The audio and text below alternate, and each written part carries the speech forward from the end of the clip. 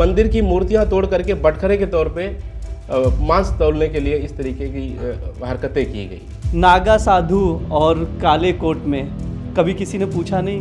बहुत सारे लोग पूछते हैं कि मतलब ये कैसे है, लेकिन अब जो है भगवान की दया से तो वो तो होता ही है।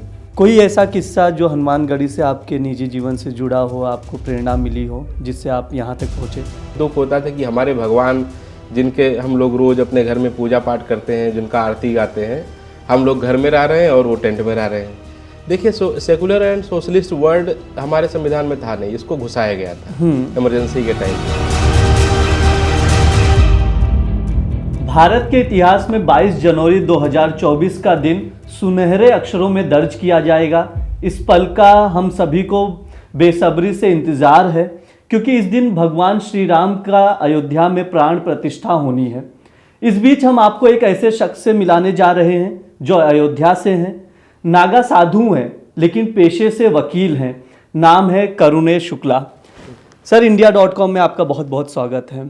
नागा साधु और काले कोट में कभी किसी ने पूछा नहीं?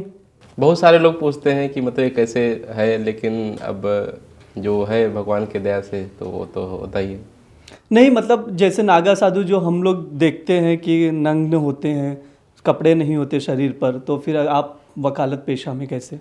देखिए, यहाँ हमारे दो प्रकार के संप्रदाय हैं हमारे भारत में, एक शैव एक वैष्णव। ओके। तो जो शैव संप्रदाय मतलब सन्यासी जो मतलब नागा साधु होते हैं, वो मतलब उनको कपड़े पहनने का आदेश नहीं होता है। हाँ। लेकिन जो बैरागी नागा साधु जो रामानंदीय संप्रदाय से आते हैं और जो हनुमानगढ़ी के नागा साधु होते हैं, उनको वस्त्र पहनने का है। और नागा साधु वहाँ का जो है एक उपाधि है कि आजीवन आप एक संकल्प लेते हैं कि धर्म की रक्षा के लिए आपको लड़ना है। अच्छा, पीछे चलते हैं बचपन के दिन, बस्ती से अयोध्या। वो दिलचस्प किस्सा क्या है कि आपको मतलब साधु बनना था, खुद की इच्छा थी या परिवार चाहते थे, या क्या स्थिति थी? देखिए, हमारे मतलब जो मदर फादर हैं वो भी काफ़ी धार्मिक बैकग्राउंड के थे और मेरी दादी जी भी काफ़ी धार्मिक बैकग्राउंड से थी। तो और मेरे मदर के जो बच्चे हैं वो पहले एक्सपायर हो जाते थे किसी कारण से, तो उन्होंने एक मान रखा था कि हमें एक बच्चे को, अगर भगवान हमारे बच्चे जिंदा रहने लगेंगे तो एक बच्चे को हमें धर्म कार्य के लिए देना है।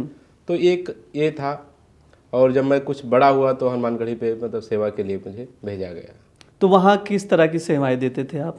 जैसे हनुमानगढ़ी में आपको भी जाते होंगे तो आपको दिखता होगा कि कुछ बच्चे वहाँ पे खड़े होकर के वो लड्डू चढ़ाते हैं, लोग लड्डू लेके जाते हैं तो उनका डिब्बा पलटना और मतलब पूजा अर्चना करना, अलग अलग मतलब तरीके के, मतलब जैसे वहाँ पे तमाम प्रकार की सेवाएं हैं। मतलब जैसे कुश्ती लड़ना, भोजन प्रसाद बनाने में सहयोग करना।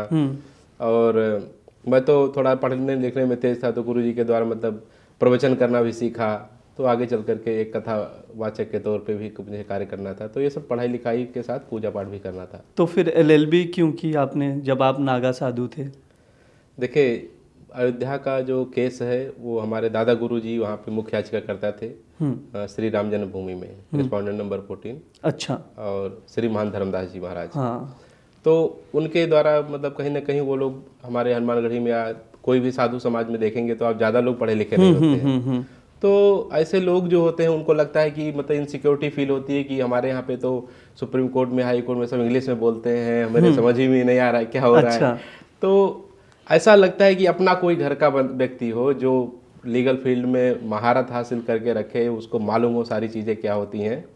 तो उनका इच्छा ये था कि हमारे परिवार का भी कोई सदस्य हो जो वहाँ पे हमारा पैरवी करे। तो इसलिए आपने लॉ कर ली? तो कहीं ना कहीं मुझे करना पड़ा।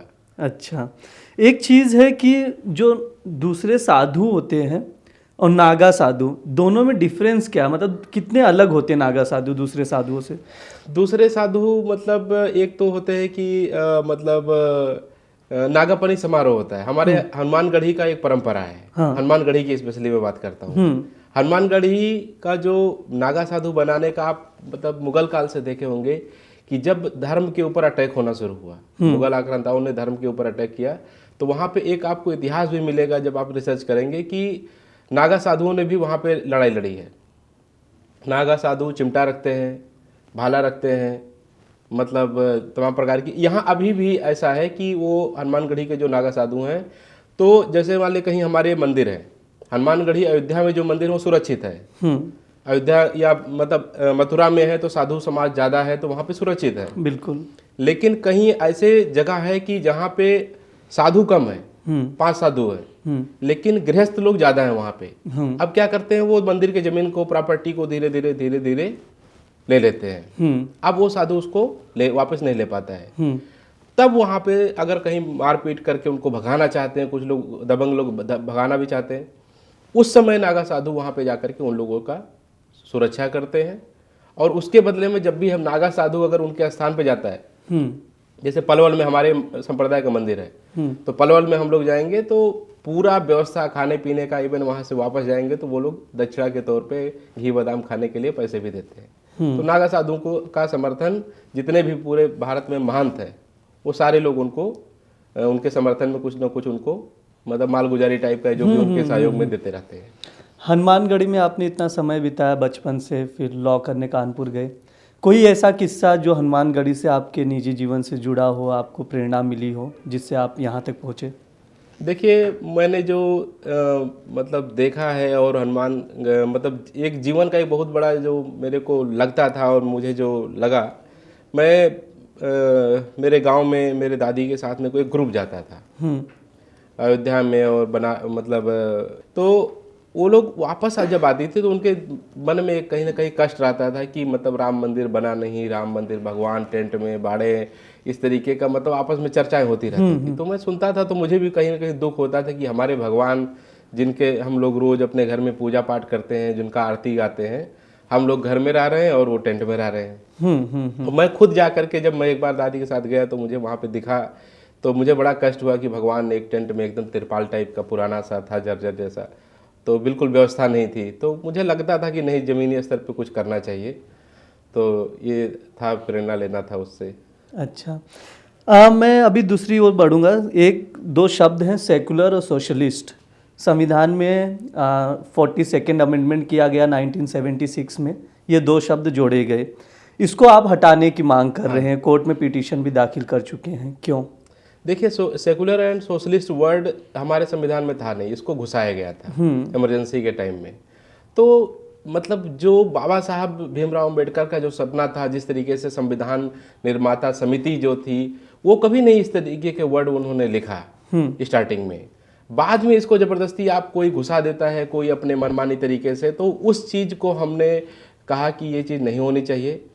भारत एक ठीक है, हम ऑटोमेटिकली जो यहाँ का जो संविधान है या यहाँ के जो लोग हैं वो वैसे सहिष्णु और धर्मनिरपेक्ष टाइप के लोग हैं, उसको अलग से आपको घुसाने की ज़रूरत नहीं थी। और इसका कहीं ना कहीं धर्मनिरपेक्ष होने का कहीं ना कोई कुछ नुकसान भी है। भारत का जो एकता और अखंडता, अगर हम कुछ लोगों को बहुत ज़्यादा अगर निरंकुश जो लोग हैं वो अपने धर्म को लेकर के बहुत ज़्यादा प्रचार प्रसार और बढ़ावा कर रहे हैं कि वहाँ पे जो बहुसंख्यक समुदाय है उनको एक ऐसा फीलिंग आ रहा है कि आने वाले टाइम में बहुसंख्यक समाज मतलब अल्पसंख्यक समाज हो जाएगा अगर जिस तरीके से वो लोग कर रहे हैं। तो इस वजह से मुझे लगता है कि कहीं ना कहीं ये एक सहयोग होगा कि हम उस चीज़ों में सेकुलर और सोशलिस्ट वर्ड को हटाएं। कृष्ण जन्मभूमि विवाद में भी आप याचिका करता हैं, वहाँ पर अभी ऐसा जो सर्वे के लिए मतानुमति दे दी गई, रोक नहीं लगाया सुप्रीम कोर्ट ने, उसमें आप लोगों ने हिंदू पक्ष की ओर से क्या दावे किए हैं? हमने देखिए 1968 के बाद जो ये सबसे बड़ा पहला जो केस फाइल हुआ वो हमने किया। और हम लोग जब वहाँ पे गए तो वहाँ पे सबसे पहले ये क्वेश्चन हुआ कि इतने सालों तक आप कहाँ बैठे थे। हमने उनको बताया कि आपको जब भी हम अपना ग्राउंड के साथ में मुकदमा फाइल कर रहे हैं आप इसको एडमिट कीजिए। और एक बार मतलब जस्टिस छाया शर्मा जी के यहाँ पे लगा तो कहीं ना कहीं डिसमिस भी एक बार कर दिया गया, लेकिन उसको जो हम लोग उसी कोर्ट में अपील किए, अपीलाट में, तो उन्होंने एक्सेप्ट किया।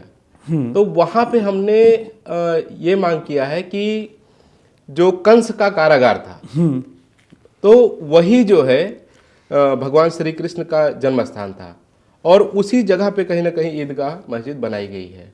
अच्छा। और अगर आप देखेंगे कि औरंगजेब के टाइम में और इतिहास को पढ़ा जाएगा तो भगवान श्री कृष्ण की और हमारे मंदिरों को तोड़ करके वो मंदिर की मूर्तियां जहां आरा मस्जिद के नीचे दबा दी गई थी कि जिससे जब कोई मुसलमान नमाज पढ़ने जाए तो उसको दबाते हुए जाए। और मंदिर की मूर्तियां तोड़ करके बटखरे के तौर पे मांस तौलने के लिए इस तरीके की हरकतें की गई। तो वो बर्बरता जो हुआ था, तो वो अब समय आ गया है कि उसका हम लोगों ने जब केस फाइल किया, कहीं ना कहीं उसको एक पूरा जांच पड़ताल हुआ और हाई कोर्ट में ने आदेश दिया है कि इसका एएसआई सर्वे हो, और जब सर्वे होगा, रिपोर्ट आएगी, तो फैक्ट्स और मतलब बहुत सारे एविडेंस भी मिल सकते हैं। तो उसके कार्बन डेटिंग के लिए भी ये लोग बार बार अड़ंगा डालते हैं कि नहीं कार्बन डेटिंग नहीं होगी, ये नहीं होगी, क्योंकि इनको डर है। जिस तरीके से राम जन्मभूमि केस में हम लोग बहुत सारा एविडेंस मिला खुदाई होने के बाद, उसी तरीके से श्री कृष्ण जन्मभूमि में मिलने के चांसेस हैं। तो इस बहुत सारी चीजें हैं जी। आप फिर से अयोध्या की ओर चलते हैं। अभी प्राण प्रतिष्ठा भी होनी है 22 जनवरी को। आपने अपने बचपन से अब तक अयोध्या को कितना बदलते हुए देखा? देखिए, मैं जब से श्री योगी आदित्यनाथ जी महाराज मुख्यमंत्री बने हैं, तब से जब भी वहाँ पे दीपोत्सव होता है, मुझे जाने का सौभाग्य प्राप्त होता है कहीं ना कहीं वहाँ पे। तो वहाँ पे जब जाता हूँ तो हर बार मैं देखता हूँ कि जब वो पूरी सभा खत्म हो जाती है तो महाराज जी ये घोषणा करते हैं, इतने करोड़ के लिए ये, इतने करोड़ का ये बजट, इतने करोड़। तो इतने करोड़ों का जो बजट पास होता है अयोध्या के लिए, उसके पहले किसी मुख्यमंत्री ने नहीं किया है। अच्छा। तो कहीं ना कहीं माननीय योगी आदित्यनाथ जी महाराज एक साधु हैं, और साधु संप्रदाय के होने की वजह से उनके गुरु जी भी मतलब अयोध्या से बड़ा लगाव था। हाँ। दिगंबर अखाड़ा में आकर के रहते थे, हम लोग उनके साथ में बैठ करके बातचीत करते थे। तो उस समय से ही मतलब कहीं ना कहीं महाराज जी का ये था कि हमें अयोध्या में जब मैं अगर कहीं अच्छे पोस्ट पे पहुंचता हूं तो अयोध्या का एक पुनर्निर्माण करना है। अच्छा। जैसे राजा विक्रमादित्य जी ने जीर्णोद्धार कराया अलग अलग धार्मिक नगरियों का, तो कहीं ना कहीं महाराज जी के अंदर वो चीज़ झलकती है। और जिस तरीके से रेलवे स्टेशन एक जर्जर सा होता था, हम लोग जाते थे तो एक मतलब ऐसे 2-3 प्लेटफार्म छोटे छोटे से होते थे, गंदे से इधर उधर। आज देखेंगे तो विश्व स्तरीय मतलब वहाँ पे प्लेटफार्म बन गए, सारे स्टेशन एकदम का रूपरेखा बदल गया। अच्छा। आप एयरपोर्ट जो बना, हाँ, एयरपोर्ट इतना अच्छा बन रहा है कि मतलब दिल्ली से आप एकदम से डायरेक्ट पहुंच सकते हैं वहाँ पे, कहीं से भी आप डायरेक्ट वहाँ पे जा सकते हैं। ऐसे अस्पताल वहाँ पे। अच्छा। वहाँ पे जो बंदर, सबसे बड़ी समस्या जो थी, हम लोग जब वहाँ पे रहते थे, हाँ, तो सबसे बड़ी समस्या होती थी बंदर कब में क्या होता था कि वहाँ पे जो खंभे लगे हुए वो ऐसे ऐसे करके हिलाते थे उसको। अच्छा। तो उससे बहुत सारी रोज हम लोग को तार छटक जाते थे वहाँ पे। हाँ, हाँ, हाँ। तो आज के डेट में क्या है कि सारे तार जो है अंडरग्राउंड कर दिए। ओके। तो इससे क्या है कि सबसे बड़ी जो बिजली की समस्या थी वो सॉल्व हो गई। तो ऐसे बहुत सारी चीज़ें उन्होंने की है। अभी तो मतलब रोड का चौड़ीकरण हो रहा है, तो वो चौड़ा हो रहा है, तो आने जाने में लोगों को समस्याएं नहीं हो रही हैं। तमाम सारे बड़े बड़े 5 स्टार होटल बन रहे हैं। तो अयोध्या तो समझिए कि आज के आप 20 साल बाद जाएंगे, मास्टर प्लान के अकॉर्डिंग जिस तरीके से वहाँ पे तमाम सारे हॉस्पिटल, तमाम सारी चीज़ें, नर्सिंग कोर्स, ये कोर्स वो कोर्स, मतलब बहुत बड़ा एक ग्रेटर अयोध्या बन जाएगा। मतलब अयोध्या, बस्ती, गोंडा, मतलब ये सब सारी चीज़ें, मतलब उसका केवल अयोध्या का विकास नहीं हो रहा है, उसके अगल बगल जितने जिले हैं ना, मान के चलिए जो एक पूर्वांचल में कुछ पिछड़ा वाला जिला होता था, वो सारे डेवलप हो जाएंगे। अच्छा, आज के लिए इतना ही। जैसा कि करुणेश शुक्ला जी ने बताया कि अयोध्या पहले से कितनी बदल चुकी है।